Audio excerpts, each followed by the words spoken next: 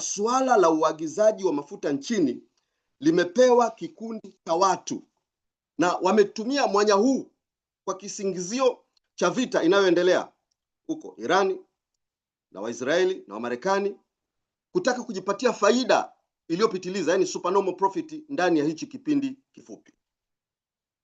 Watanzania wenzangu, hiki kinachoitwa Shirika la Maendeleo ya Petroli Tanzania TPDC, na kueleza kuwa wameagizwa na wamepewa kibali na fedha ili waweze kuagiza mafuta na kisha wauze. Sasa tatizo linakuja kwenye zabuni ya uagizaji. Bwana Rasia anasema hivi kwa maneno yake, ninayakoti maneno yake: Rais ameagiza TPDC iagize mafuta na kisha iuze hapa nchini. Sasa hapa ndipo penye ukakasi. Ndio maana tulisema kuwa jambo hili lina harufu ya viashiria vya ufisadi. Masuala hapa ni kuwa tenda ya kuagiza mafuta ilitangazwa lini? TPDC waliomba lini? Kiushindani pamoja na makampuni mengine ya binafsi waliomba lini?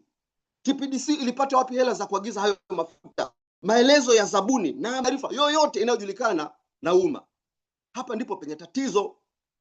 Haya, ingawa TPD sasa imepewa jukumu rasmi la kutekeleza hilo agizo, kazi ya uagizaji mafuta kawaida kwa njia ya tenda huwa inafanywa na makampuni ya binafsi chini ya mfumo wa uagizaji wa msingi kwa pamoja, yani ile bulk procurement.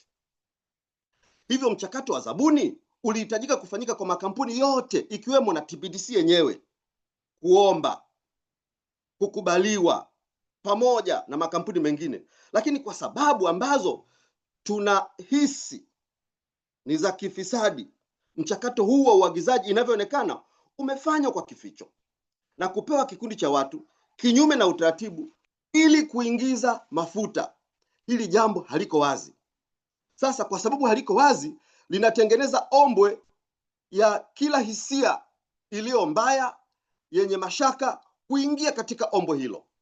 TPDC, nani aliyewapa tenda? Waliomba lini? Walikompiti na nani? Au ni maelekezo na maagizo tu ya mkuu? Jambo hili linaleta mashaka. Je, huo ndio utaratibu wa kimanunuzi?